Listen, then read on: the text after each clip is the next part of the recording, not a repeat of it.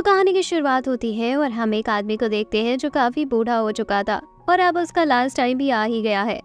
पर उसके आसपास के सभी लोग इस बात से काफी ज्यादा दुखी थे, जिस पर वो आदमी कहता है कि अगर तुम सब ऐसे ही निराश रहोगे तो मैं कभी शांति से नहीं जा पाऊंगा।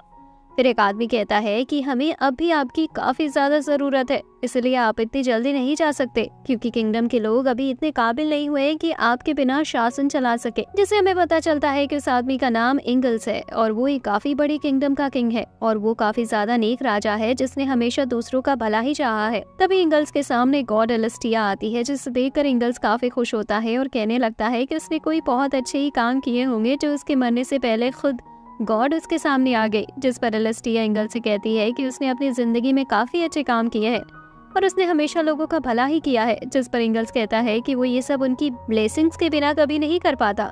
एलिस्टिया कहती है कि ये सब इंगल्स ने ही किया है क्योंकि अपनी मन की इच्छा के बिना कोई भी इतने मॉन्स्टर्स और बुरे लोगों को नहीं मार पाता। इस वजह से अब दुनिया इंगल्स को हीरो किंग के नाम से जानती है और इंगल्स खुद गॉड का डिवाइन नाइट भी है। फिर एलिस्टिया बताती है कि उनकी यहाँ आने की वजह ये है कि वो इंगल्स को उसके इतने अच्छे कामों के लिए रिवॉर्ड देना चाहती है। फिर एलिस्टिया इंगल्स को पूछती है कि उसे क्या चाहिए। वो अपनी पूरी कोशिश करेगी कि इंगल्स को जो भी चाहिए वो उसे पूरा कर सके। जिस पर इंगल्स सोचने लगता है कि उसे क्या चाहिए। फिर इंगल्स बताता है कि उसकी यही इच्छा है कि वो एक बार फिर से रिबॉर्न होना चाहता है क्योंकि इंगल्स ने ये पूरी जिंदगी किंगडम और उसके लोगों के लिए निकाल दी। हालांकि इंगल्स को इस बात का बिल्कुल भी अफसोस नहीं है, लेकिन फिर भी वो देखना चाहता है कि जो उसने अपने स्वॉर्ड के साथ इतनी ट्रेनिंग की थी उससे उसने किस लेवल की पार हासिल कर ली है। अब एलिस्टिया भी इंगल्स की इस इच्छा को पूरा कर देती है।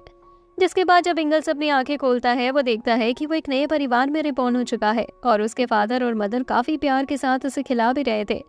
इंगल्स को भी वो फैमिली काफी पसंद आती है और वो सोचने लगता है कि अब वो काफी कुछ कर सकता है इस लाइफ में। लेकिन तभी इंगल्स की मदर उसे कहती है कि एक दिन वो एक काफी अच्छी लेडी बन जाएगी। जिससे इंगल्स को पता चलता है कि वो एक लड़की के रूप में रिबॉर्न हो चुका है। ये जानकर इंगल्स काफी जोर से चिल्लाने लगता है। पर इंगल्स की मदर उसे सुलाकर रूम से चली जाती है, लेकिन तभी इंगल्स उठती है और देखती है कि रिबॉर्न होने के बाद भी उसकी डिवाइन पावर उसके पास ही है और वो उसे फील भी कर सकती है। फिर इंगल्स मैजिक से हवा में भी उड़ने लगती है, लेकिन तभी कोई बाहर चिल्लाता है और सभी को बताता है कि एक बीस्ट आ चुका है जिसकी वजह से उन्हें किसी सेफ जगह जाना होगा। तभी इंगल्स की मदर रूम में आती है और इंगल्स को ले जाने लगती है और बताती है कि इस बीस्ट की वजह से उन्हें जल्दी किसी सेफ जगह पर जाना होगा, लेकिन उन्हें डरने की जरूरत नहीं है क्योंकि जल्दी इंगल्स के फादर और बाकी लोग बीस्ट को भगा देंगे।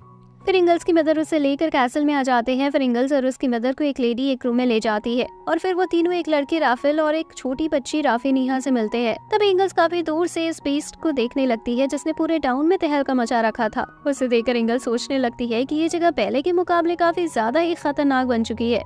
फिर इंगल्स बीस्ट के पास जाने के लिए रोने लगती है, पर सभी को पता चलता है कि इंगल्स ने पहली बार बीस्ट देखा है, इसलिए वो काफी डर गई है। तभी हमें पता चलता है कि इंगल्स का इस जिंदगी में क्रिस नाम है, तो अब से हम भी इंगल्स को क्रिस ही बुलाएंगे। तभी क्रिस की मदर कहने लगती है कि काश किसी दिन उन्हें इन सब मॉन्स्टर से छुटकारा मिल जाए। जिस पर राफेल कहता है कि वो सिर्फ बीस्ट को देखने के सिवा कुछ नहीं कर सकता।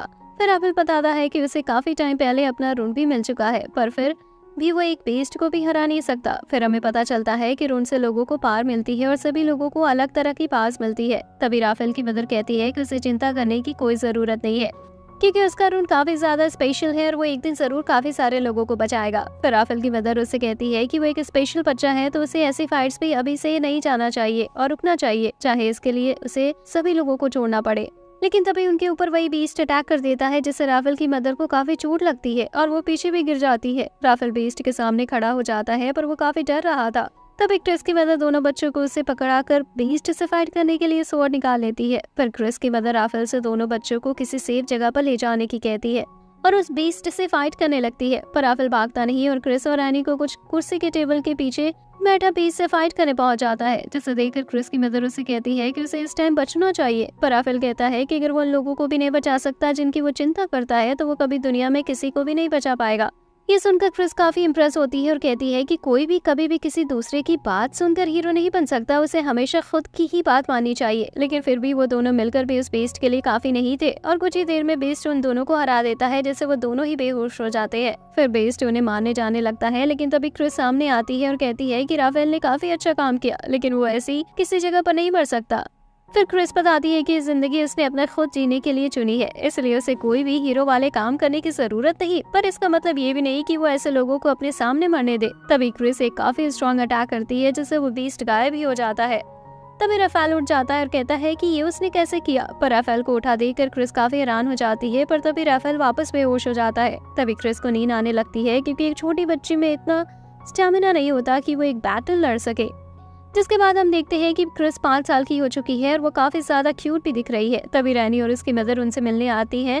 फिर क्रिस रैनी के साथ ट्रेनिंग करने लगती है। हालांकि रैनी इतने अच्छे से स्वॉर्ड भी नहीं चला पा रही थी।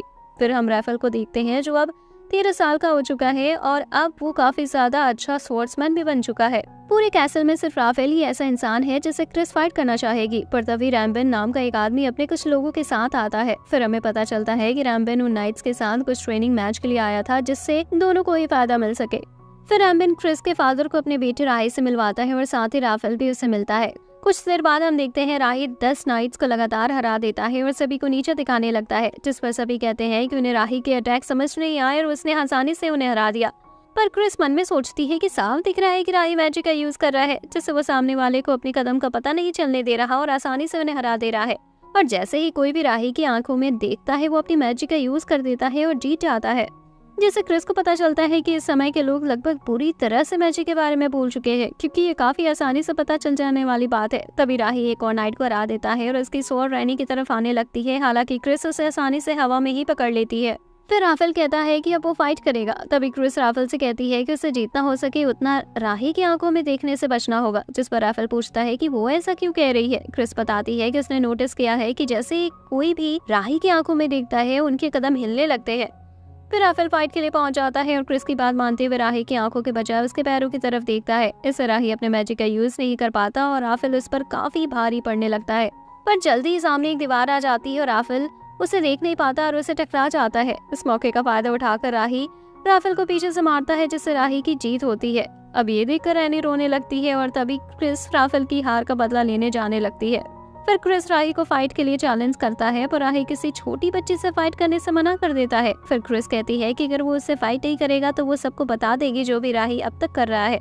ये सुनकर राही थोड़ा डर जाता है और कहने लगता है कि इससे उसका क्या मतलब है। जिस पर क्रिस कहती है कि वो उसकी सारी बातों का मतलब जानता है, जिसकी वजह से राही फाइट के लिए हाँ कर देता है। फिर उन दोनों की फाइट शुरू होती है और क्रिस सोचती है कि वो आसानी से राही का मैजिक खत्म करके उसे जीत सकती है, पर इसमें बिल्कुल मजा नहीं आएगा। इसलिए क्रिस अपनी स्वॉर्ड स्किल के साथ फाइट करने का तय करती है और अपनी आंखें बंद कर लेती है, जिससे राही का मैजिक उस पर काम न करे।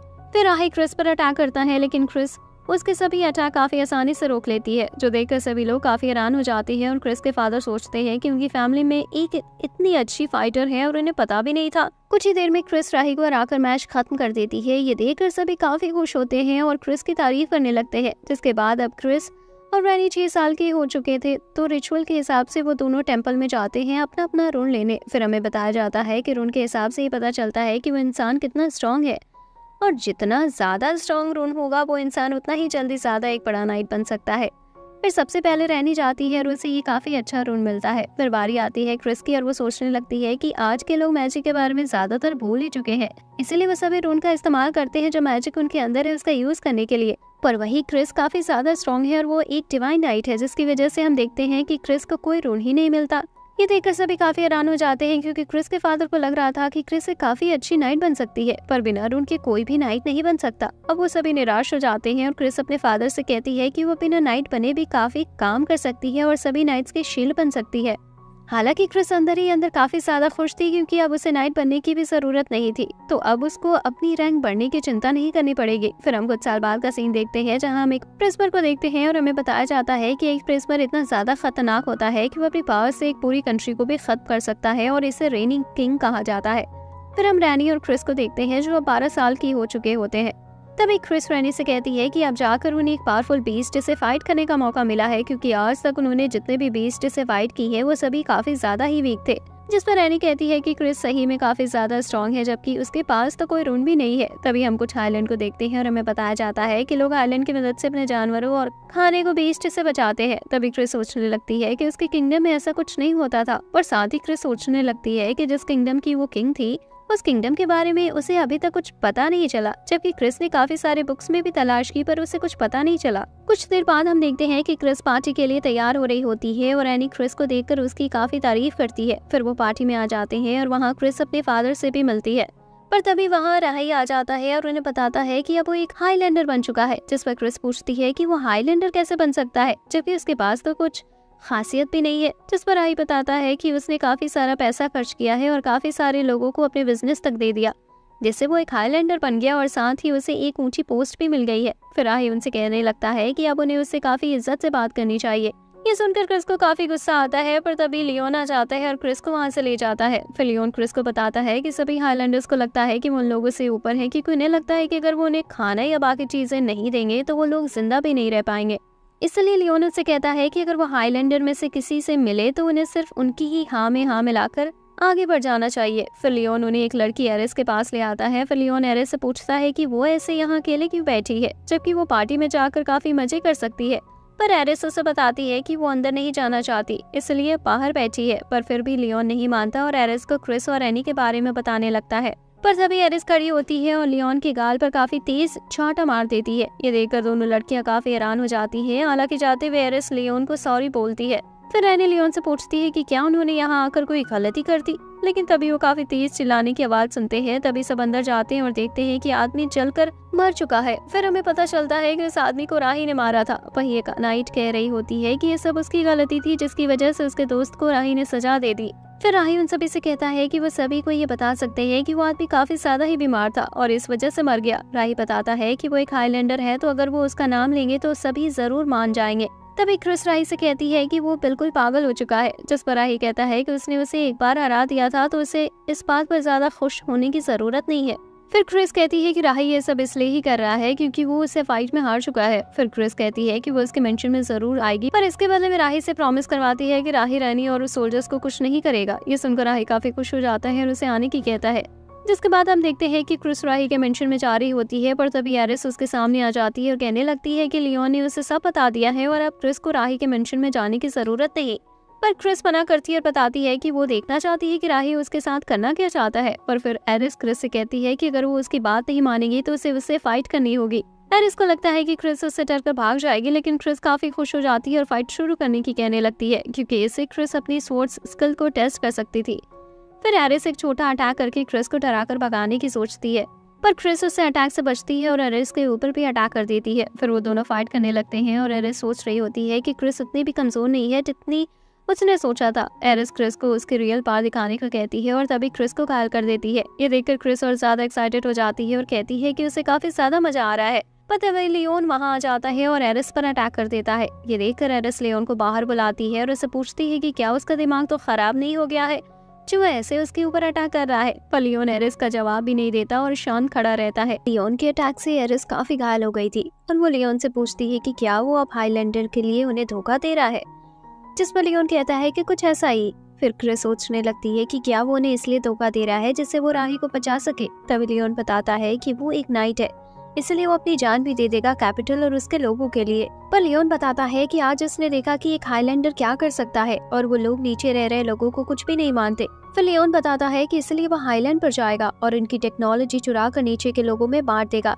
जिससे वो हाईलैंडर उनके ऊपर और ज्यादा राज न कर सके। साथ ही इससे नीचे के लोग अपने आप को बीस्ट से भी बचा पाएंगे और उन्हें हाईलैंडर की जरूरत भी नहीं पड़ेगी। फिर लियोन उन दोनों से पूछता है कि क्या वो भी उसकी साइड आना चाहेंगे, जिससे वो मिलकर हाईलैंडर्स को रोक पाएंगे। पर दोनों ही लियोन का साथ देने से मना कर देती है, जिस पर लियोन कहता है कि शायद उसे ये काम अकेले ही करना होगा। फिर लियोन उनसे फाइट करने के लिए तैयार हो जाता है। एरिस क्रिस को बताती है कि लियोन के पास एक हाई लेवल का आर्टिफैक्ट है, तो उन्हें उससे संभल कर रहना होगा। उसकी मदद से लियोन लाइटिंग बेस्ट को कंट्रोल कर सकता है। तभी लियोन अपने बीस्ट से अटैक कर देता है और क्रिस उससे फाइट करने लगती है। एरिस उसे बताती है कि अगर वो बीस्ट को ज्यादा तेज हिट करेगी तो वो एक्सप्लोड भी हो सकता है। एरिस लियोन से फाइट करने लगती है। तभी क्रिस अपनी पावर बूस्ट करती है और उस बीस्ट को काफी जोरदार मुक्का मारती है, जिससे वो बीस्ट काफी तेज एक्सप्लोड हो जाता है। ये देखकर एरिस कहती है कि उसने पहले ही बताया था कि ऐसा हो सकता है, लेकिन वो देखती है कि क्रिस को भी कुछ भी नहीं हुआ और वो सही सलामत खड़ी है। एरिस और लियोन दोनों ही क्रिस को बीस्ट से इतनी आसानी से फाइट करते देख काफी हैरान हो जाते हैं। फिर क्रिस बताती है कि अगर वो उस बीस्ट के एक्सप्लोजन से नहीं बच सकती तो उन्हें सिर्फ अपना डिफेंस बूस्ट करना है, जिससे एक्सप्लोजन का उन पर कोई असर ही नहीं होगा। फिर क्रिस काफी आसानी से बीस्ट को पीटने लगती है, जिस पर लियोन कहता है कि क्रिस सही में काफी स्ट्रॉन्ग है, यहाँ तक कि वो और एरिस भी मिलकर उसे नहीं हरा सकते। फिर लियोन कहता है कि शायद वो एक प्रिज्मर को भी हरा सके। ये सुनकर लियोन हंसने लगता है और क्रिस से कहता है कि वो स्ट्रॉन्ग तो है पर इतना भी नहीं कि प्रिज्मर भी हरा सके। पर हो सकता है कि वो फ्यूचर में किसी को हरा दे, लेकिन अभी तो ये नामुमकिन है। फिर क्रिस और लियोन फाइट करते हुए मेंशन पर पहुंच जाते हैं और तभी मेंशन की खिड़की टूट जाती है, जिसमें से रैनी गिरने लगती है और तभी एक काफी बड़ा बीस्ट बाहर आता है और रैनी पर अटैक करने के लिए आगे बढ़ने लगता है। ये देखकर क्रिस काफी स्पीड के साथ भागती है और उस बीस्ट को एक पंच मारती है, उसे पीछे गिरा देती है। फिर क्रिस रैनी से पूछती है कि वो यहाँ क्या कर रही है, जिस पर रैनी बताती है कि वो यहाँ उसकी मदद करने आई थी और जैसे ही वो मेंशन में गई उसने देखा कि राही जमीन पर पड़ा है और काफी तेज दर्द में चिल्ला रहा है और तभी वो इस बीस्ट में बदल गया। जिस पर क्रिस कहती है कि उसने कभी नहीं सुना कि कोई ह्यूमन बीस्ट में बदल सकता है। पर तभी लियोन बताता है कि उसके पास एक ड्रग है जिसकी मदद से उसने राही को बीस्ट में बदला। लियोन बताता है कि ये ड्रग नीचे के लोगों पर कोई असर नहीं करता, पर वहीं हाईलैंडर पर उसका असर उनके सामने है। तभी लियोन वहाँ से भाग भी जाता है। क्रिस उस बीस्ट को एक बार में ही खत्म करने की सोचती है, पर तभी वहाँ नाइट्स भी आ जाते हैं। फिर क्रिस सभी को बताती है कि एरिस उनकी इस बीस्ट को हराने में मदद करने वाली है। हालांकि एरिस को कुछ समझ नहीं आता कि क्रिस क्या कह रही है। तभी क्रिस एरिस को अपने साथ ले जाने लगती है और क्रिस का प्लान ये था कि वो उस बीस्ट को एरिस के साथ मिलकर हरा देगी, जिससे सभी को लगेगा कि ये एरिस ने किया है, तो उससे किसी को उसकी पास का पता भी नहीं चलेगा। फिर वो दोनों बीस्ट के काफी पास पहुंच जाती है और क्रिस एरिस से साथ मिलकर उस बीस्ट को लात मारने की कहती है। फिर दोनों साथ में लात मारते हैं, जिससे वो बीस्ट काफी ज्यादा दूर जाकर गिरता है।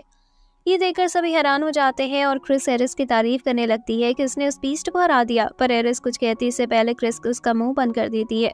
फिर क्रिस एरिस और रैनी बीस्ट के पास आ जाती है। फिर रैनी एरिस को बताती है कि वो क्रिस के पास को सीक्रेट रखती है, क्योंकि अगर किसी को पता चला कि एक बिना रूम वाली लड़की बीस्ट को हरा सकती है तो क्रिस के लिए काफी दिक्कतें आ सकती है।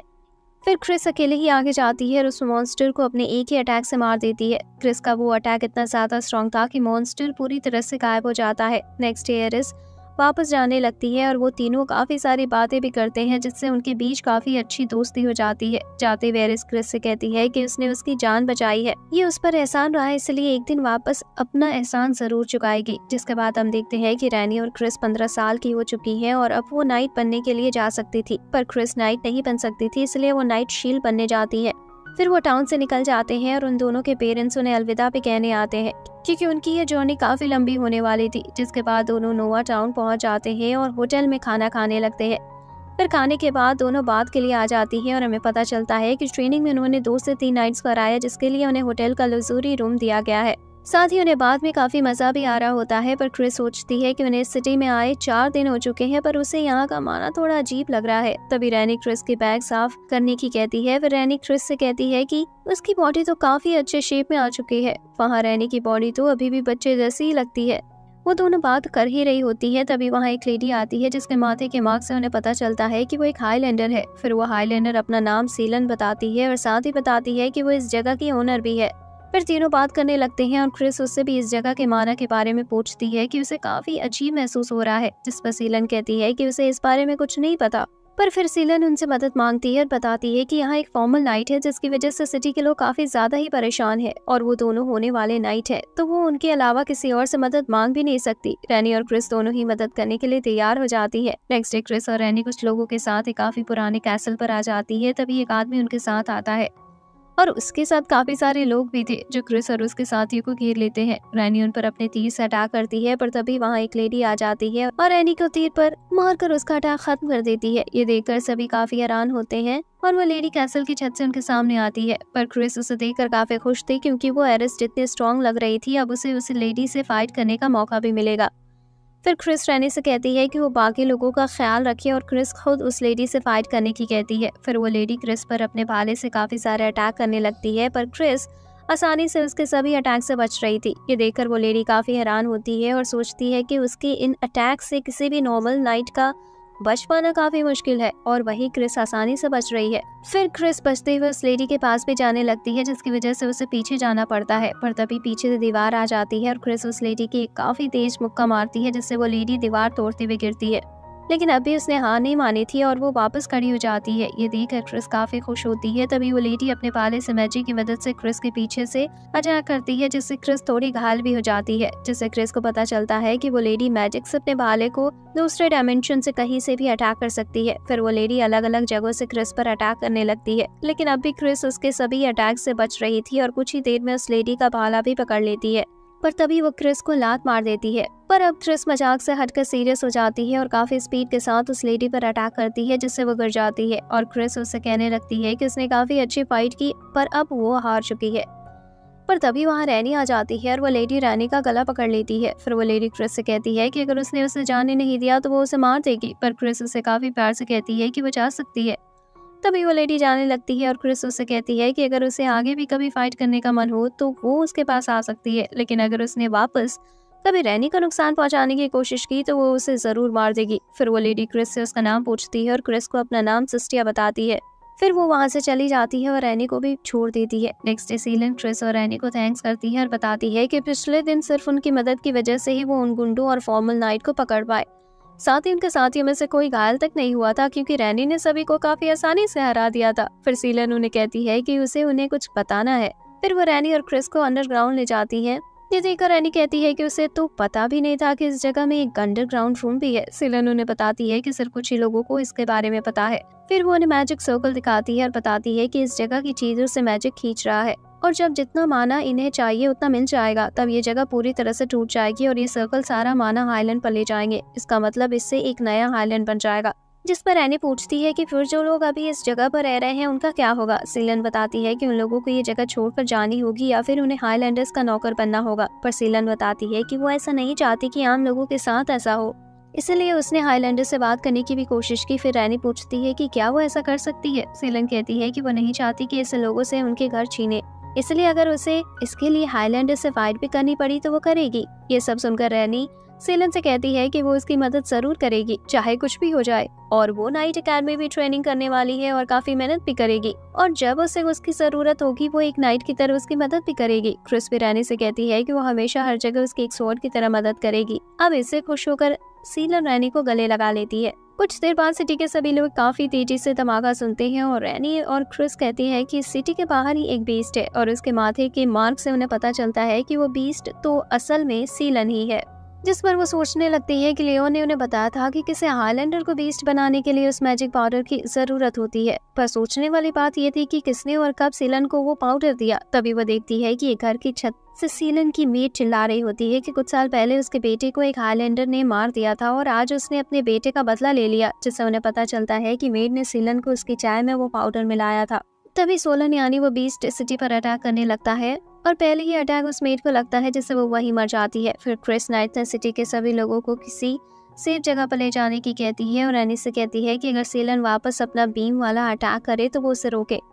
क्रिस सीलन के पास जाने लगती है, पर तभी सीलन वापस सिटी पर अटैक करने के लिए तैयार हो जाती है। हालांकि रैनी अपने अटैक से सीलन को रोक देती है, पर सीलन ज्यादा देर नहीं रुकती और वापस अटैक करने के लिए तैयार हो जाती है। लेकिन तभी क्रिस सीलन के फेस पर लात मारती है और उसे रोक देती है। पर अब सीलन सिटी के बजाय क्रिस पर अटैक करती है, पर क्रिस आसानी से उसका अटैक दूर कर देती है। तभी सिस्टिया भी वहां आ जाती है और सीलन पर अटैक करने लगती है। क्रिस सिस्टिया को रोकती है और कहती है कि वो ऐसा नहीं कर सकती। फिर क्रिस कहती है कि अगर उसने पहले ही सिस्टिया को हरा दिया होता तो वो मेड कभी उस पाउडर तक पहुंच ही नहीं पाती। लेकिन तभी एक ब्लैक मास्क वाला आदमी सामने आता है और कहता है कि क्रिस गलत बोल रही है, क्योंकि उसने सभी साथियों के पास मैजिक पाउडर जरूर होता है और वो मेड भी उसकी साथी थी।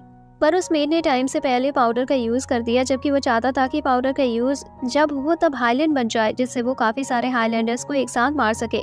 पर क्रिस उस आदमी से पूछता है कि उसका नाम क्या है, जिस पर वो बताता है कि उसका कोई नाम ही नहीं है और वो ब्लड प्राइड ग्रुप का लीडर है। तभी सिस्टिया सीलन को मारने के लिए जाने लगती है। फिर क्रिस उसे रोकने जाती है और सिस्टिया को एक पंच मारती है, पर तभी ब्लैक मास्क बीच में आ जाता है और क्रिस का पंच रोक लेता है। ये देखकर क्रिस भी हैरान हो जाता है, क्योंकि उसने कभी नहीं सोचा था कि कोई कभी उसका पंच सामने से रोक पाएगा।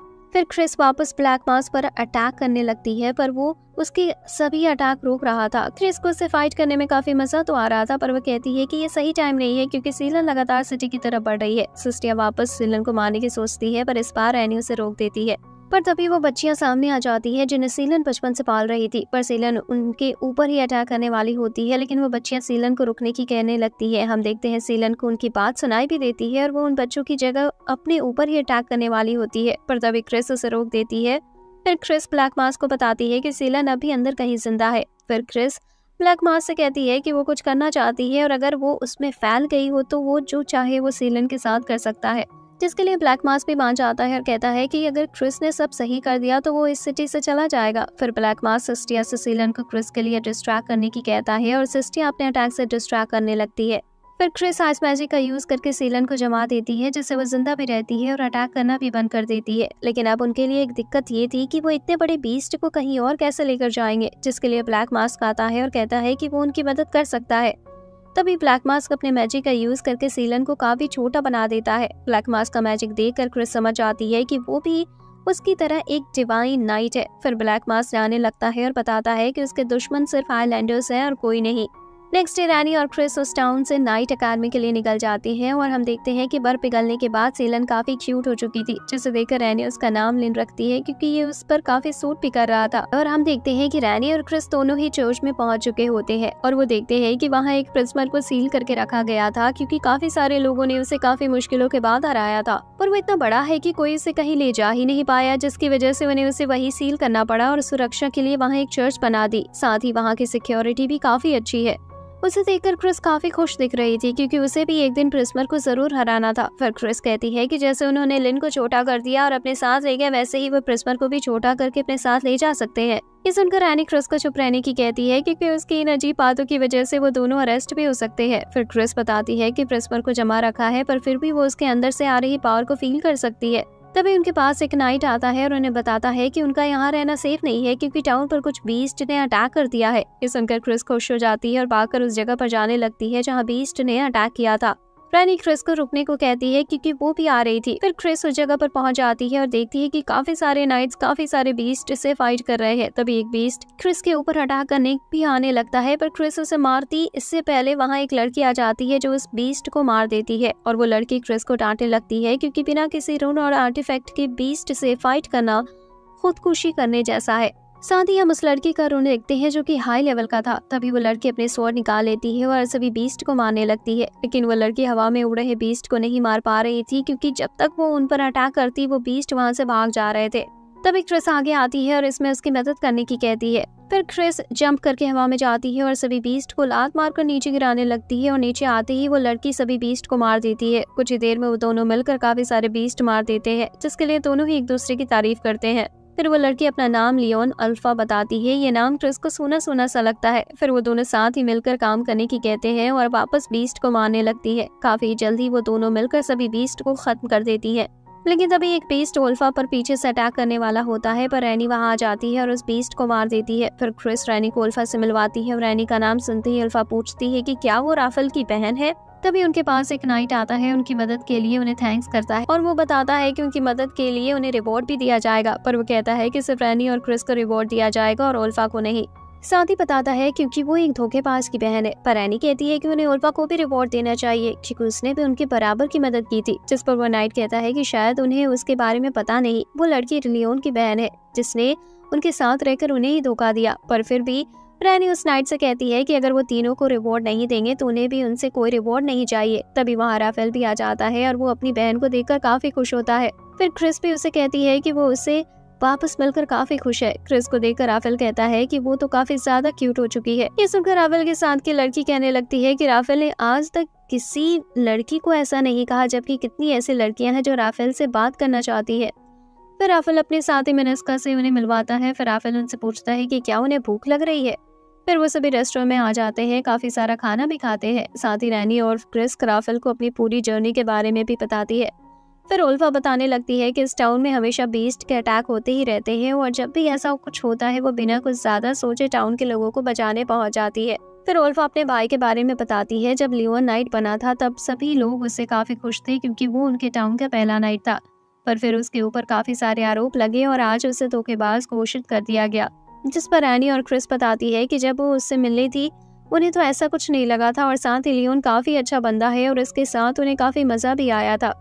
ये सब बातें सुनकर अल्फा काफी खुश होती है और बताती है कि अपने भाई के बदले अब वो एक टॉप रैंकिंग नाइट बनकर दिखाएगी और अपने भाई पर लगे कीचड़ को साफ करेगी। फिर राफेल बताती है कि अल्फा रॉयल नाइट अकेडमी जाने वाली है जो कैपिटल सिटी में है। जिस पर रैनी और क्रिस बताती है कि वो भी वहीं जा रही है, तो अल्फा भी उनके साथ चल सकती है।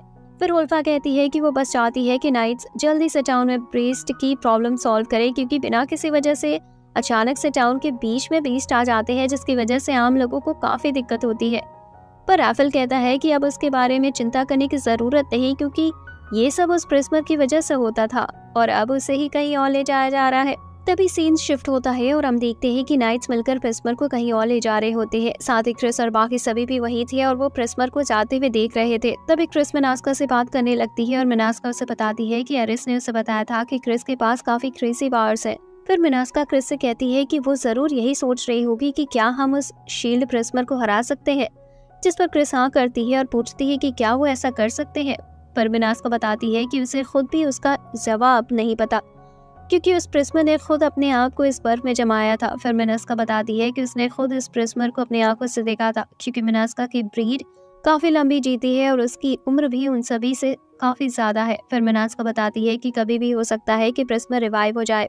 ये सुनकर क्रिस थोड़ा खुश होती है और मिनास्का से कहती है कि अगर कभी प्रिस्मर रिवाइव भी होता है तो वो उसे जरूर बुलाएगी। फिर वो दोनों प्रॉमिस करते हैं और मिनास्का राफेल के साथ अपने काम के लिए निकल जाती है। वहीं क्रिस, ओल्फा और एनी को कैपिटल सिटी जाना था, जिसके बाद हम देखते हैं कि तीनों दोस्त कैपिटल सिटी पहुंच भी जाते हैं और ऑल नाइट एकेडमी में ज्वाइन भी हो जाते हैं। फिर प्रिंस की स्पीच के बाद सभी अपने फर्स्ट क्लास में आ चुके थे। तब इनकी टीचर अपना नाम मिलेरा बताती है और कहती है कि उनके पास ज्यादा टाइम नहीं है, बात होगा तो वो अपनी ट्रेनिंग शुरू कर सकते हैं। तभी मिलेरा अपने मैजिक से एक रिंग बना देती है। फिर मिलेरा अपने आर्टिफैक्ट की मदद से ग्रेविटी का काफी तेज प्रेशर बना देती है, जिससे कोई भी सही से खड़ा भी नहीं हो पा रहा था। फिर मिलेरा बताती है कि उन सभी को ऐसे ही प्रेशर में ट्रेनिंग करनी होगी, क्योंकि उसे काफी बुरा लगता है जब उसका कोई स्टूडेंट बैटलफील्ड में मारा जाता है, इसलिए वो उन्हें मुश्किल से मुश्किल ट्रेनिंग देने वाली है। ये सुनकर क्रिस काफी खुश होती है और एकेडमी की तारीफ करती है। तभी मिलेरा वहाँ काफी सारे गोलम देती है और बताती है कि जो भी 10 मिनट तक बीस्ट से बच गया उसे 1 महीने के लिए फ्री फूड मिलेगा। ये सुनकर क्रिस काफी खुश होती है और टाइमर शुरू होते ही सभी गोलम को मार देती है, जिसकी वजह से कोई भी पकड़ा नहीं जाता और सभी कहने लगते हैं कि क्या अब उन सभी को फ्री फूड मिलने वाला है। पर फिर मिलेरा कहती है कि कुछ प्रॉब्लम्स हो गई थी, इसलिए वो इस टाइम काउंट नहीं करेंगे। तभी मिलेरा क्रिस के पास आकर कहती है कि अगर वो उसे ऐसे उसके गोलम बाहर ना फेंके तो वो उसे और उसके दोस्तों को 3 महीने के लिए फ्री फूड देगी। ये सुनकर क्रिस काफी खुश होती है और मान जाती है। फिर वापस से मैच शुरू होता है और गोलम सभी स्टूडेंट्स को बाहर फेंकने लगते हैं। आखिर में कुछ ही स्टूडेंट्स बचते हैं। तभी मिलेरा ग्रेविटी का प्रेशर और ज्यादा बढ़ा देती है, जिससे रैनी और ओल्फा को भी गोलम बाहर कर देते हैं। लास्ट में सिर्फ क्रिस ही बचती है और वो उन सभी गोलम को वापस बाहर फेंक देती है और जीत जाती है, जिससे सभी स्टूडेंट्स क्रिस की तारीफ करने लगते हैं। जिसके बाद हम देखते हैं कि क्रिस, रैनी और ओल्फा कैफेटेरिया में बैठकर खाना खा रहे थे और वो काफी सारा खाना खा चुके होते हैं। तभी पास की टेबल पर एक लड़का आकर बैठता है जो कह रहा होता है कि आज तो वो काफी लेट हो गया। तभी उसके पास एक लड़की आती है और उसे डांटने लगती है और कहती है कि उसकी वजह से आज वो भी काफी लेट हो गई। वो लड़का बताता है कि उसकी नींद नहीं खुली इसलिए वो इतना लेट हुआ, जिस पर वो लड़की कहती है कि हमेशा वो उसे आकर उठा देता है, लेकिन आज वो नहीं आया तो उसकी भी नींद नहीं खुली। पर वो लड़का उस लड़की से पूछता है कि उसकी रूममेट भी तो उसे उठा सकती थी, जिस पर वो लड़की बताती है कि उसने अपनी रूममेट को उठाने से मना कर रखा है क्योंकि वो हमेशा उसे आकर उठा ही देता है। तभी वो लड़का क्रिस की टेबल को देखता है और इतनी सारी प्लेट देखकर काफी हैरान हो जाता है और उनसे कहता है कि क्या उन्होंने अकेले इतना सारा खाना खाया है, जिस पर उल्फा कहती है कि इतना तो नॉर्मल है क्योंकि उन्हें पूरे दिन काम करने के लिए पार भी चाहिए होती है। फिर वो लड़का क्रिस की कल के बारे में तारीफ करता है और बताता है कि उसका नाम लाहिती है और उसकी दोस्त का नाम पूलुम है। जिसके बाद सभी स्टूडेंट्स क्लास लेने आ जाते हैं और उनके टीचर्स उनसे कहने लगते हैं कि उन्हें अपनी बॉडी को काफी अच्छे से ट्रेन करना होगा क्योंकि उनकी फाइट काफी स्ट्रॉन्ग बीस्ट से है, उन्हें काफी ज्यादा स्ट्रॉन्ग रहना होगा। फिर टीचर उनसे कहते हैं कि वो सभी दौड़ते हुए दुख तक जाएंगे जहां उन्हें उनके फ्लाइंग गियर मिलेंगे जिनसे आज उन्हें प्रैक्टिस करनी है। फिर सभी स्टूडेंट्स भागना शुरू करते हैं और क्रिस सोचती है कि सिर्फ ऐसे भागने में मजा नहीं आएगा, इसलिए वो टीचर मिलेरा की तरफ अपने ऊपर ग्रेविटी फोर्स बढ़ा देती है और भागना शुरू करती है। हालांकि फिर भी क्रिस सभी से आगे निकल जाती है और जल्दी टीचर से भी आगे निकल जाती है।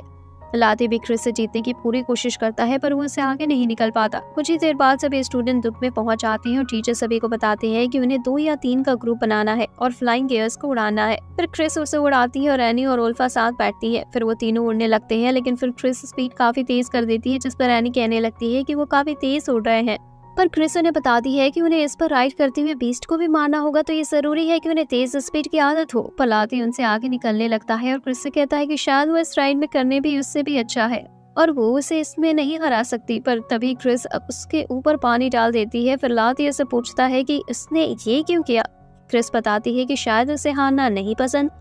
पर तभी स्टूडेंट्स अपनी मिलेरा टीचर के पास आ जाते हैं। मिलेरा उन्हें बताती है कि आज उनका एक खास टेस्ट होने वाला है। फिर मिलेरा उन्हें बताती है कि उनका टेस्ट सिर्फ इतना ही है कि उन्हें कहीं भेजा जाएगा और टाइम पूरा होने से पहले उन्हें सिर्फ वापस आना होगा। तभी मिलेरा कई सारे गेट बना देती है और सभी बच्चों को अंदर जाने की कहती है। सभी अंदर जाने लगते हैं और क्रिस और उसके बाकी दोस्त भी अलग अलग गेट में चले जाते हैं। क्रिस अंदर आ चुकी थी, तभी उसके सामने वो उड़ने वाले बीस्ट आ जाते हैं और सीलन का बीस्ट भी आ जाता है। साथ ही वहाँ लियोन, एरिस, सिस्टिया और ब्लैक मास्क भी थे। ये देखकर क्रिस सोचती है कि ये वो सभी लोग हैं जिनसे उसने पास्ट में फाइट की थी और क्रिस को लगता है कि शायद उसे टेस्ट में उन सभी से एक साथ फाइट करनी है। पर जैसे ही क्रिस उनकी तरफ जाती है वो सभी गायब हो जाते हैं। तभी क्रिस को रैनी की आवाज आती है और वह देखती है कि रैनी काफी छोटी है और उसके साथ राफेल भी है। वहीं सामने क्रिस के पेरेंट्स भी थे।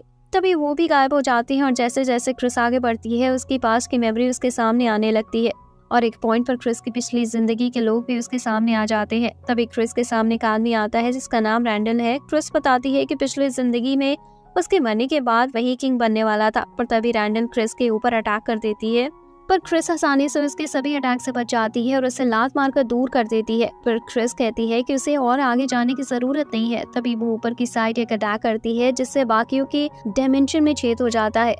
तभी ऊपर से एक लड़की आर्सिया क्रिस को कहती है कि क्या वो ऐसे अपने अटैक से डायमेंशन भी तोड़ सकती है। क्रिस ऊपर पहुंच जाती है और उससे बात करने लगती है।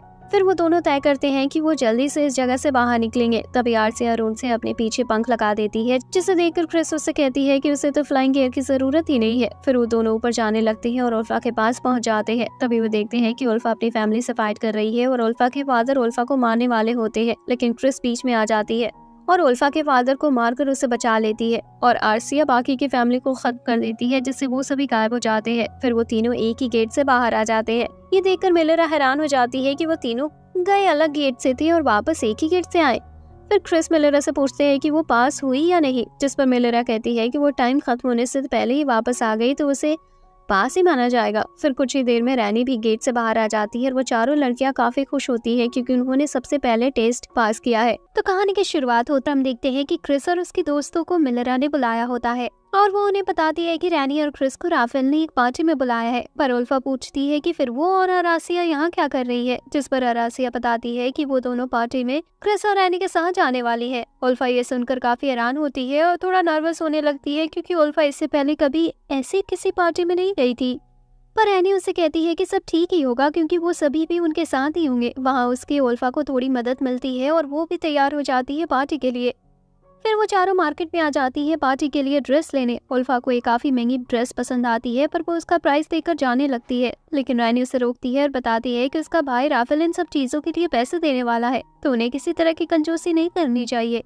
लेकिन उन्हें पता चलता है कि सिटी में बीस्ट आ गया है जिसकी वजह से सभी लोग भाग रहे होते हैं। फिर वो चारों बीस्ट की तरफ जाने लगते हैं, पर उनके पहुंचने से पहले एरिस और मिनास्का उस बीस्ट को हरा चुकी थी। फिर मिनास्का रहने से कुछ गोल्ड कॉइन देती है और बताती है कि ये उसके भाई ने भेजे हैं और वो खुद नहीं आ पाया क्योंकि उसे किसी जरूरी मिशन में जाना पड़ा। फिर हम कुछ दिन बाद का सीन देखते हैं जहाँ चारों लड़कियां पार्टी के लिए तैयार हो चुकी थी और क्रिस को अपनी ड्रेस काफी अच्छी लग रही थी। फिर वो सभी पार्टी वाली जगह पर आ जाती है और बाहर ही उन्हें राफेल भी मिलता है। राफेल क्रिस को देखकर काफी हैरान था क्योंकि वो बहुत अच्छी दिख रही थी और आज से पहले उसने क्रिस को कभी ऐसे कपड़ों में भी नहीं देखा था। फिर राफेल रैनी और क्रिस को खाने के पास ले आता है क्योंकि उन्हें काफी ज्यादा भूख लगी थी और रैनी और क्रिस इतने अच्छे खाने को देखकर काफी खुश भी लग रही थी, लेकिन उनकी टेबल के ऊपर ही कई सारे बीस्ट आ जाते हैं जिसकी वजह से उनका खाना वेस्ट हो जाता है। ये देखकर रैनी रोने लगती है, पर क्रिस ने पहले ही थोड़ा खाना अपने पास रख लिया था और वो थोड़ा रैनी को भी दे देती है जिससे वो भी खुश हो जाती है। क्रिस रैनी को बताती है कि अभी खाने की कुछ टेबल सेफ है तो उन्हें खाने को प्रोटेक्ट करने के लिए उन बीस्ट को हराना होगा और लोगों को बचाने के लिए भी। क्रिस उन बीस्ट को मारती इससे पहले राफेल वहां आ जाता है और सभी बीस्ट को मारने लगता है। राफेल की स्पीड और टेक्निक देखकर क्रिस काफी इम्प्रेस होती है क्योंकि वो पहले से काफी बेहतर हो चुका था। मिलेरा राफेल से कहती है कि यहाँ के बीस्ट को वो लोग भी संभाल सकते हैं, इसलिए उन्हें प्रिंस के पास जाना चाहिए और बचाना चाहिए क्योंकि उनके नाइस ज्यादा देर तक इन बीस्ट को रोक नहीं पाएंगे। राफेल क्रिस, रैनी और उल्फा से ये जगह प्रोटेक्ट करने की कहकर चला जाता है। फिर वो तीनों बीस्ट को मारने लगती हैं। क्रिस अपने हाथ से लेजर शूट करके उन्हें मार रही होती है, तभी उसे ध्यान आता है कि वो तो अपने हाथों से ये कर सकती है, जिसके बाद क्रिस दोनों हाथों से बीस्ट को शूट करने लगती है और कुछ ही देर में बीस्ट की लाइन लगा देती है। फिर सभी बीस्ट को खत्म होने के बाद रैनी और क्रिस मिलेरा से पूछती है कि क्या अब वो खाना खा सकती है, जिस पर मिलेरा हाँ कह देती है और वो दोनों वापस खाने पर टूट पड़ती है।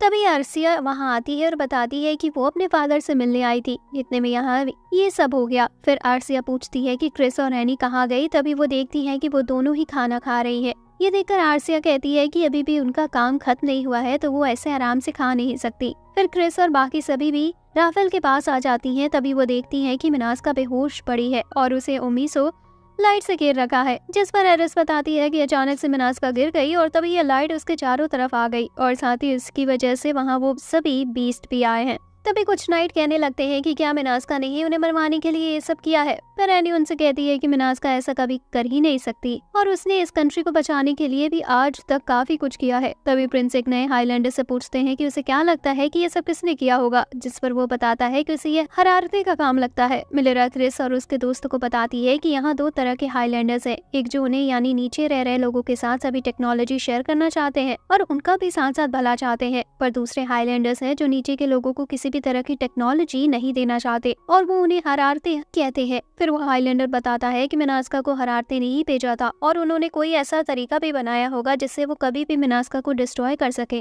पर ये सुनकर एरिस काफी गुस्से में आ जाती है और कहने लगती है कि क्या उन लोगों के लिए मिनास्का सिर्फ एक खिलौना है जिसे वो कभी भी डिस्ट्रॉय कर सकते हैं, जबकि मिनास्का ने इस कंट्री और इसके लोगों के लिए कितना कुछ किया है और कितने सारे लोगों की जान भी बचाई है।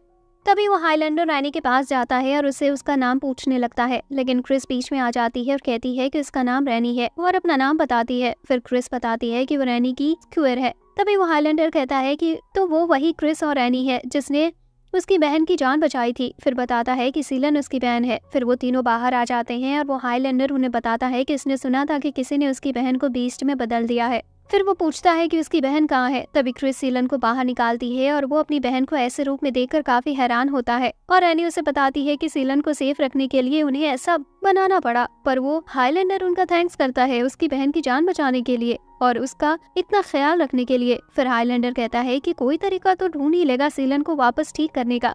फिर वो सीलन को लेने लगता है, लेकिन सीलन अपने भाई का हाथ काटकर वापस क्रिस के पास आ जाती है और जाने से मना करने लगती है। ये देखकर वो कहता है कि सीलन पहले से थोड़ा अलग बर्ताव कर रही है और शायद कुछ टाइम और उन्हें ही उसका ख्याल रखना होगा।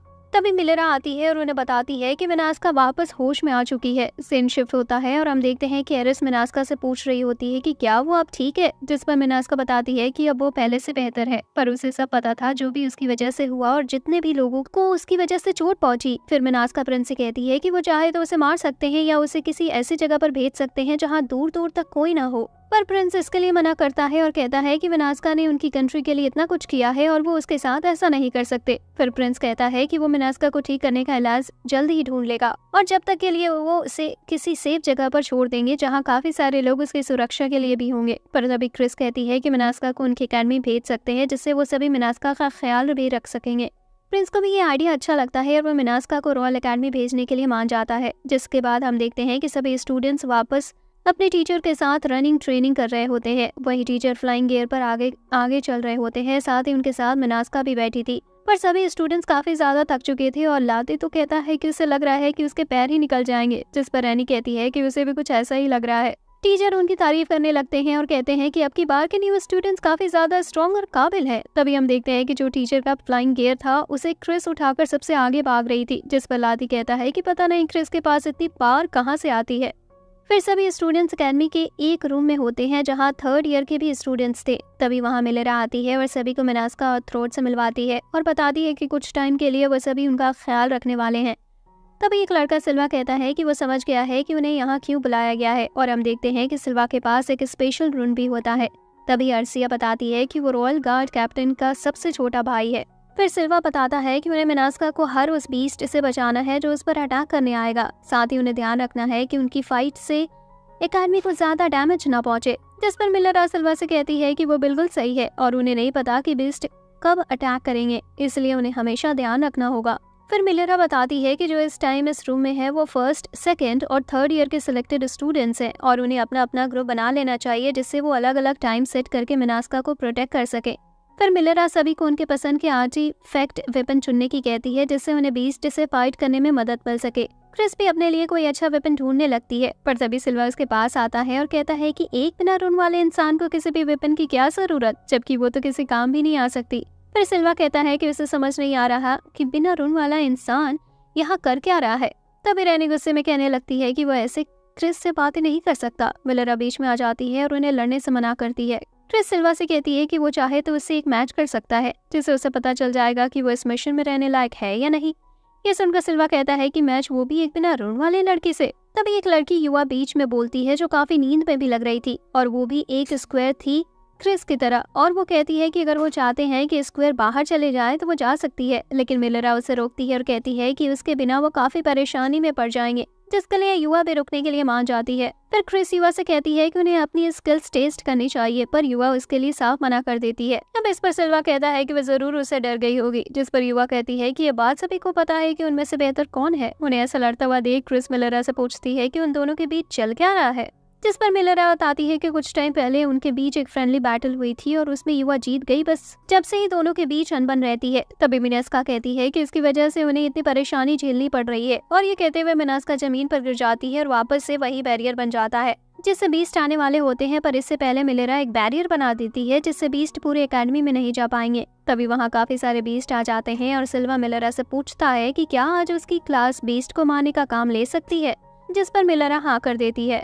फिर सिल्वा अपनी क्लास के स्टूडेंट से कहता है कि आज बीस्ट से फाइट करने का उनका दिन है, तो उन्हें तैयार हो जाना चाहिए। साथ ही सिल्वा बाकी सभी लोगों से बीस्ट को हाथ भी लगाने से मना कर देता है, लेकिन तभी क्रिस एक बीस्ट को लात मार देती है। ये देखकर सिल्वा पूछता है कि क्या उसने सुना नहीं जो उसने अभी कहा, जिस पर क्रिस बताती है कि उसने बीस्ट को हाथ लगाने से मना किया है और वो तो उन्हें पैरों से मार रही है। तभी क्रिस वापस कई सारे बीस्ट को मारने लगती है, पर सिल्वा कहता है कि चाहे वो कितना भी बीस्ट को फिजिकली डैमेज कर दे, इससे उन्हें कुछ नहीं होगा। तभी सिल्वा अपनी आर्टिफैक्ट गन निकाल लेता है और बीस्ट को शूट करने लगता है।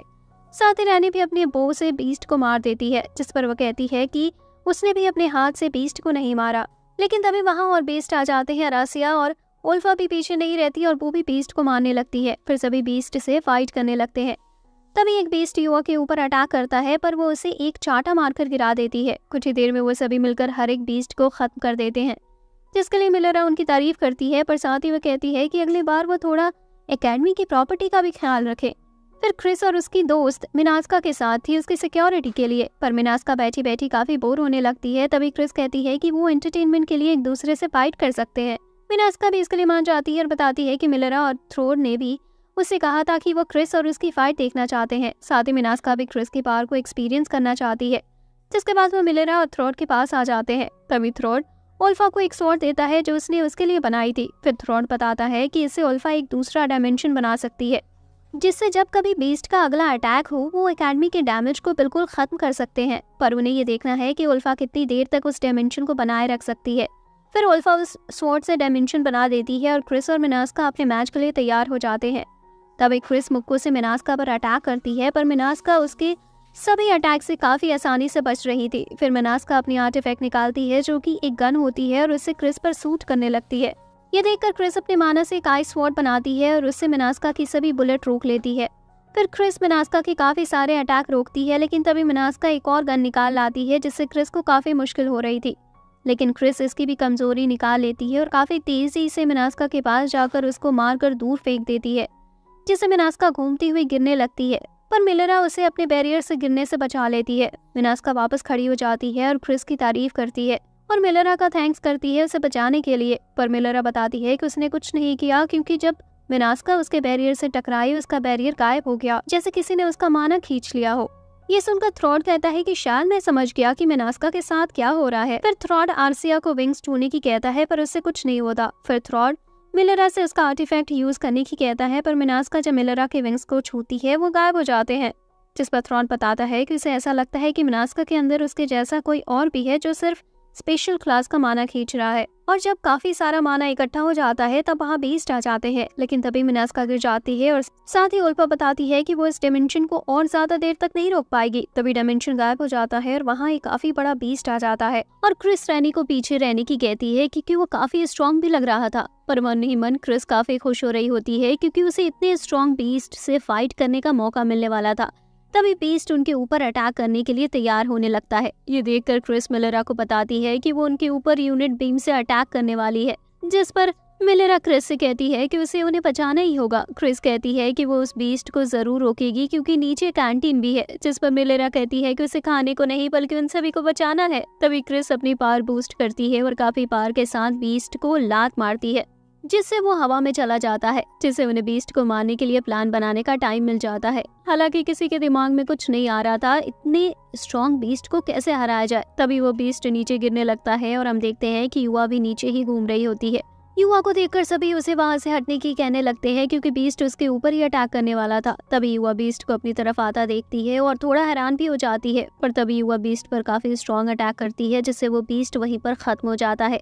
ये देखकर सभी काफी हैरान होते हैं क्योंकि युवा ने सिर्फ एक ही अटैक में इतने स्ट्रॉन्ग बीस्ट को हरा दिया था।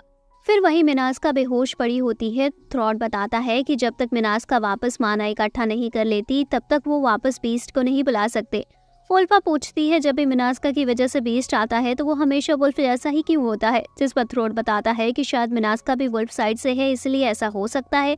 फिर थ्रॉड बताता है कि हाईलैंडर्स नीचे रह रहे लोगों को बराबर नहीं मानते, शायद वो कभी खुद नीचे आए भी नहीं है इसीलिए। पर थ्रॉड इसके लिए उनसे माफी मांगता है क्योंकि वो भी एक हाईलैंडर ही है। तभी वहाँ राफेल आ जाता है और उसे देखकर एनी काफी खुश होती है। फिर राफेल बताता है कि प्रिंस ने थ्रॉड को बुलाया है इसलिए वो उसे लेने आए हैं। फिर हम 2 हफ्ते बाद का सीन देखते हैं। सभी लड़कियां साथ में बात ले रही होती है।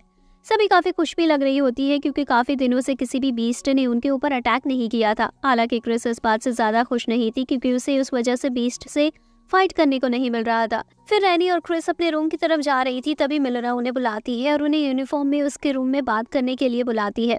कुछ ही देर में वो दोनों मिलरा के पास भी पहुंच जाते हैं और मिलरा रैनी को एक नया आर्टिफैक्ट देती है और बताती है कि ये थ्रॉड ने उसके लिए भेजा है, उसकी मदद से वो किसी की भी चोट को हील कर सकती है। रैनी बताती है कि उसने आज से पहले कभी हीलिंग आर्टिफैक्ट के बारे में नहीं सुना था, जिस पर मिलरा बताती है कि हीलिंग आर्टिफैक्ट काफी ज्यादा रेयर होते हैं और फिर भी थ्रॉड ने सिर्फ रैनी के लिए बनाकर भेजा है, यानी उसे रैनी के ऊपर काफी भरोसा है कि वो इसका सही से इस्तेमाल करेगी। साथ ही थ्रॉड ने रैनी के लिए कहा कि वो हमेशा मिनास्का का अच्छा ख्याल रखे, जिस पर रैनी हाँ करती है और कहती है कि वो अभी से ही इस आर्टिफैक्ट का यूज करने की प्रैक्टिस में लग जाएगी, जिससे वो लोगों की मदद कर सके। पर तभी वो एक धमाके की आवाज सुनते हैं और वो जाकर देखते हैं कि सिल्वा काफी घायल जमीन पर पड़ा है और उसके क्लासमेट बताते हैं कि एक बीस्ट ने उनके ऊपर अटैक कर दिया, पर सिल्वा ने घायल होने के बाद भी उस बीस्ट को खत्म कर दिया। तभी सिल्वा मिनास्का को कहीं और ले जाने की कहता है क्योंकि वो नहीं चाहता था कि मिनास्का उसे ऐसी हालत में देखे और अपने ऊपर इल्जाम लगाने लगे। सिल्वा कहता है कि वो सिर्फ अपनी गलती की वजह से घायल हुआ, पर तभी उसका क्लासमेट कहता है कि उसमें उसकी कोई गलती नहीं थी, गलती तो उस लड़की की थी। तभी वो देखते हैं कि लाहती और पुलुम भी वही है।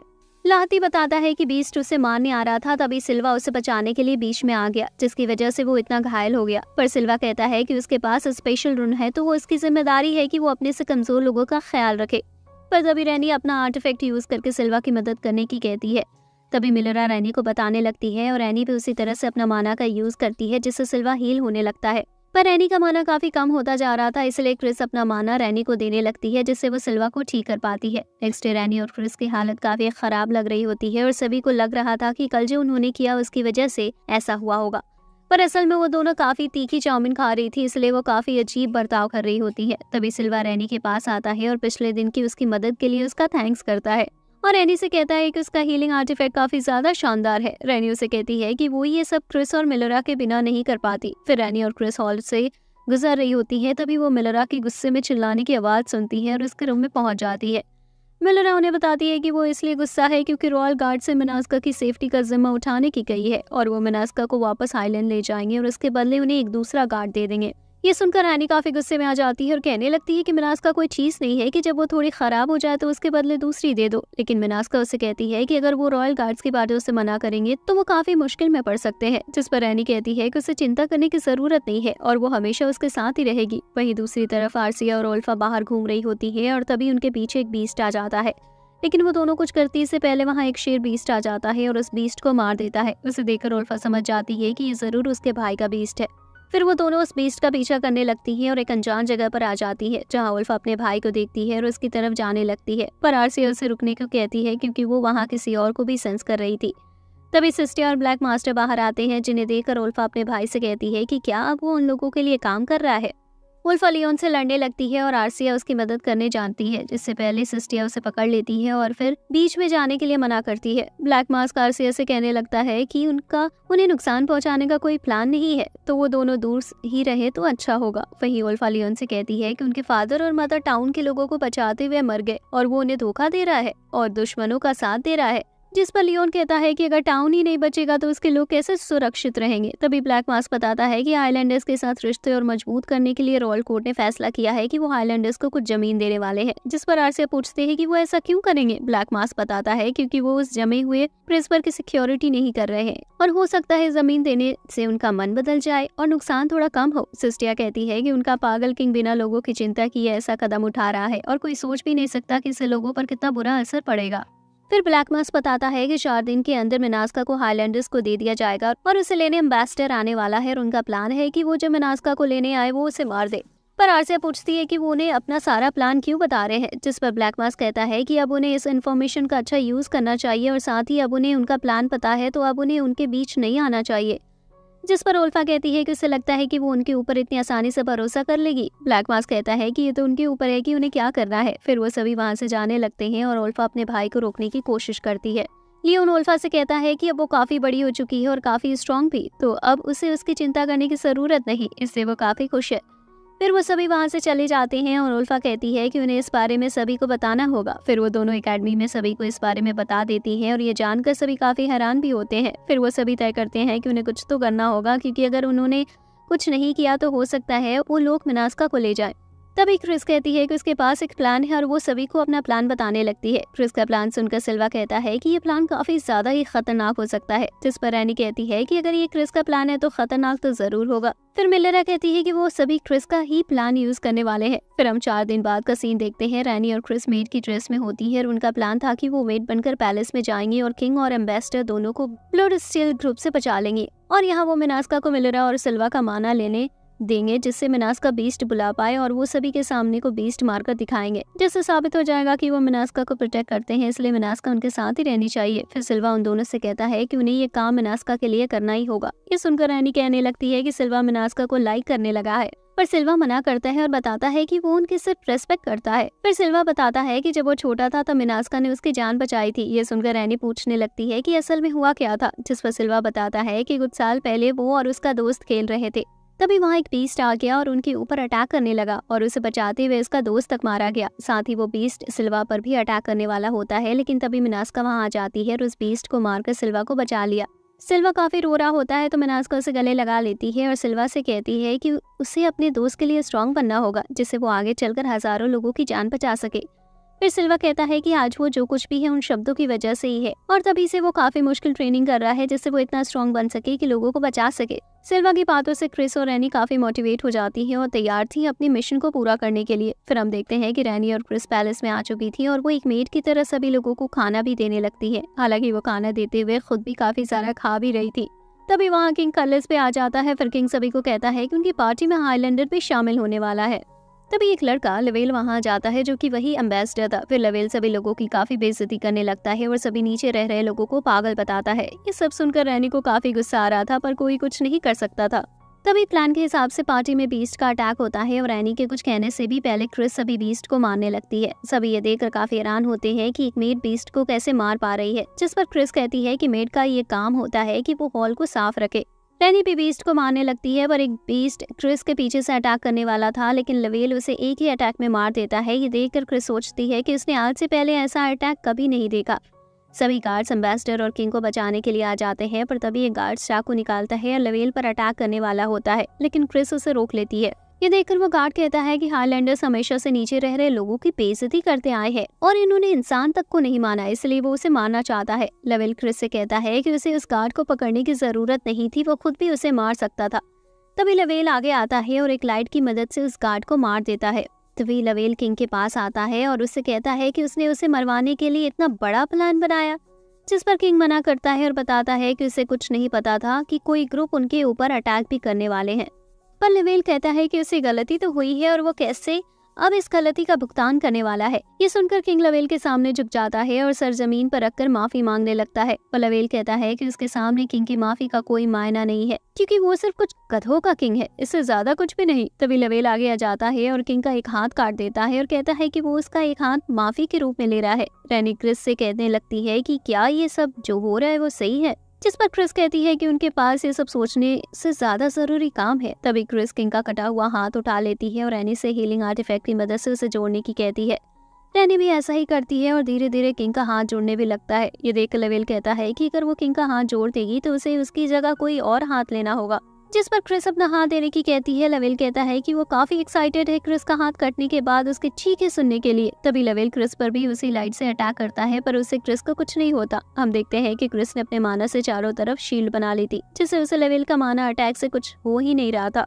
ये देखकर लवेल काफी गुस्से में आ जाता है और लगातार क्रिस पर अटैक करने लगता है, पर उसके किसी भी अटैक से क्रिस को कुछ नहीं होता। ये देखकर लवेल क्रिस से कहता है कि वो असलियत में है कौन, जिस पर क्रिस कहती है कि वो सिर्फ एक मेट है। फिर लवेल क्रिस से फाइट करने की कहता है, पर तभी किंग खड़ा होता है और क्रिस से कहता है कि चाहे लवेल खुद भी उसे मारने को कहे पर फिर भी वो उसे मार नहीं सकती। अब ये सुनकर लवेल हंसने लगता है और किंग से कहता है कि चाहे वो उसकी कितनी भी गुलामी कर ले फिर भी ये कंट्री नहीं बचने वाली और जल्दी ये कंट्री मैप से भी मिट जाएगी। जिस पर किंग पूछता है कि फिर वो यहाँ किस लिए आया है। लवेल हंसता है और तभी पूरी कंट्री पर अटैक होने लगते हैं। हम देखते हैं लवेल उन्हें बताता है कि इसका यहाँ आना और किंग से मिलना सिर्फ एक ट्रैप था, क्योंकि उन्हें भी पता था कि स्टील पर्ल ग्रुप है जो हाईलैंडर्स को मारना चाहता है, इसलिए वो सिर्फ यहाँ आकर उन्हें बिल से बाहर निकालना चाहता था।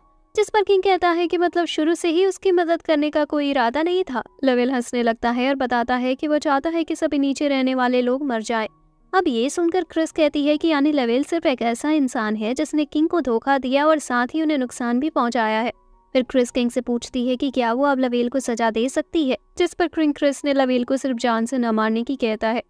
तभी लवेल अपने आप को एक बैरियर से कवर कर लेता है और सोचने लगता है कि जैसे ही क्रिस उसके ऊपर अटैक करने के लिए बैरियर छुएगी उसके हाथ और पैर उसकी बॉडी से अलग हो जाएंगे। क्रिस लवेल से पूछती है कि क्या उसके बैरियर छूते ही उसके हाथ और पैर अलग हो जाएंगे। ये सुनकर लवेल काफी हैरान होता है, क्योंकि क्रिस को पहले से ही इस बारे में पता था। फिर क्रिस लवेल से कहती है कि उसने अपने चारों तरफ बैरियर लगा रखा है, जिसकी वजह से उसकी पावर चारों तरफ खर्च हो रही है।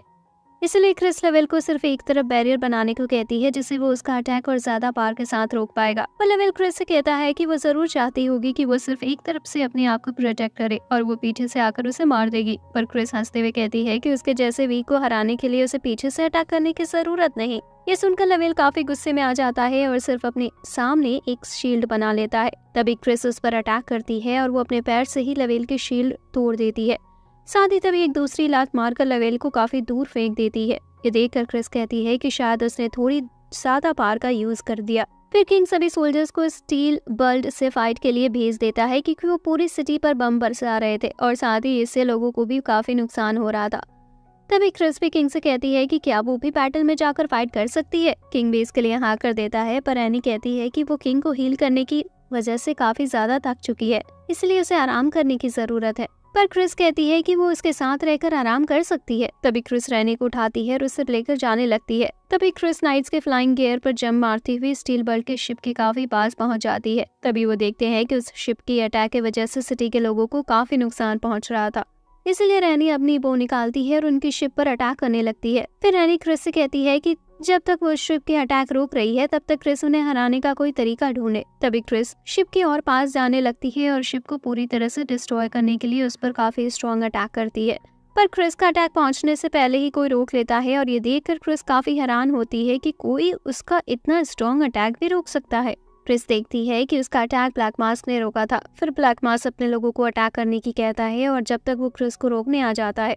फिर ब्लैक मास्क क्रिस के पास आकर उससे पूछता है कि क्या उसका मिनास्का को बचाने का प्लान सही चल रहा है, जिस पर क्रिस बताती है कि ओलफ और आर्सिया उस काम को काफी अच्छे से कर रहे हैं। फिर क्रिस बताती है कि वो और एनी यहाँ किंग और हाईलैंडर को बचाने के लिए है। फिर ब्लैक मास्क क्रिस से पूछता है कि क्या वो उसे बता सकती है कि हाईलैंडर कहाँ है, जिस पर क्रिस उसे बताती है कि उसने उसके काफी जोर से लात मारी थी और अब उसे नहीं पता कि वो कहाँ गया। क्रिस कहती है कि वो उसे यहाँ रोक सकती है, जिस पर ब्लैक मास्क कहता है कि ये तो फाइट करके ही पता चलेगा। फिर दोनों ही फाइट के लिए तैयार हो जाते हैं और हम देखते हैं कि ब्लैक मास्क मास्टर के पास भी क्रिस जैसे ही पावर्स है। वहीं दूसरी तरफ सिल्वा एकेडमी में सभी को बताता है कि पैलेस पर कुछ गलत हो रहा है, क्योंकि जब नाइट्स को विनास्का को लेने आना था वो पैलेस पर ही वापस लौट गए। फिर मिलरा सभी स्टूडेंट्स को कहती है कि अब वो जो कुछ करने जा रहे हैं इसके लिए वो आगे चलकर मुश्किल में भी पड़ सकते हैं, तो अगर उनमें से किसी को जाना है तो वो अभी ही जा सकता है। ये सुनकर रोलफ कहती है कि अब इतनी बार जाने के बाद कोई भी जाना नहीं चाहेगा। पर तभी युवा जाने लगती है और कहती है कि अब वो जाकर सो सकती है। पर मिलरा उसे रोकती है और कहती है कि अगर वो चली गई तो उसके बिना वो सभी काफी मुश्किल में पड़ सकते हैं। जिस पर युवा कहती है पर उसने अभी तो कहा कि जिन्हें जाना है वो जा सकते हैं। तभी सिल्वा युवा के सामने झुककर उससे मदद मांगता है। साथ ही मिनास्का भी उससे मदद मांगती है और कहती है कि ये सब उसकी ही वजह से हो रहा है। फिर मिनास्का बताती है कि जिस जगह उसका जन्म हुआ था वो जगह पूरी तरह से खत्म हो चुकी थी, इसलिए वो इस जगह को अपना घर मानती है, इसलिए उसे हमेशा यहाँ रहना है और मिनास्का सभी से उसकी यहाँ रहने के लिए मदद मांगती है। मिनास्का की बात सुनकर सभी काफ़ी मोटिवेट हो जाते हैं।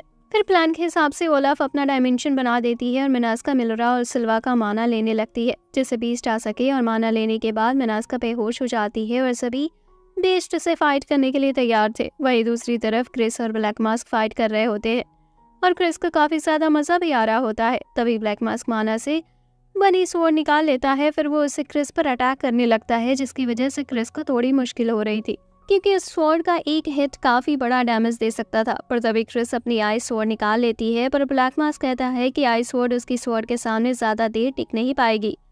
और तभी ब्लैक मास्क क्रिस की स्वॉर्ड तोड़ भी देता है, लेकिन उससे क्रिस को अटैक करने का मौका मिलता है और काफ़ी ज़ोर से ब्लैक मास्क को मारती है जिससे ब्लैक मास्क काफ़ी पीछे हो जाता है।